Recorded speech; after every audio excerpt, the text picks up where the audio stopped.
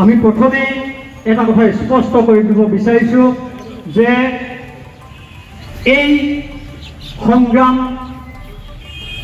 কোনো জাতি জনগোষ্ঠীৰ বিৰুদ্ধে নহয়, এই সংগ্ৰাম কোনো সম্প্ৰদায়ৰ বিৰুদ্ধে নহয়, এই সংগ্ৰাম কোনো হিন্দু মুছলিমৰ সংগ্ৰাম নহয়, এই সংগ্ৰাম কোনো মাৰোৱাৰী সমাজৰ বিৰুদ্ধে নহয়, এই সংগ্ৰাম কোনো বিহাৰী সমাজৰ বিৰুদ্ধে নহয়, এই সংগ্ৰাম কোনো বেংগলী সমাজৰ বিৰুদ্ধে নহয়।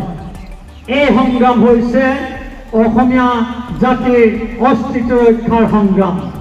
এই সংগ্ৰাম হৈছে খিলঞ্জীয়াৰ ভূমি অধিকাৰৰ সংগ্ৰাম। এই সংগ্ৰাম হৈছে অসমীয়া ভাষাহীন সংস্কৃতি ৰক্ষাৰ সংগ্ৰাম। কিন্তু এই সংগ্ৰাম কৰিবলৈ যাওঁতে আমি লক্ষ্য কৰিছোঁ আজি ৰাষ্ট্ৰযন্ত্ৰৰ এক দুষ্ট চক্ৰই, এক প্ৰতিজ্ঞাশীল চক্ৰই এই সংগ্ৰামখন কিন্তু মষিমূৰ কৰিবৰ কাৰণে, এটা বেলেগ গতি দিবৰ কাৰণে, আজি হিন্দু মুছলিমৰ সংগ্ৰাম কৰিবৰ কাৰণে কিন্তু অপচেষ্টা চলাই আহিছে। গতিকে আমি সেই দুষ্ট চক্ৰৰ লগতে সেই অসম চৰকাৰৰ বৰমূৰীয়াসকলক আমি সকিয়নি প্ৰদান কৰিব বিচাৰিছোঁ।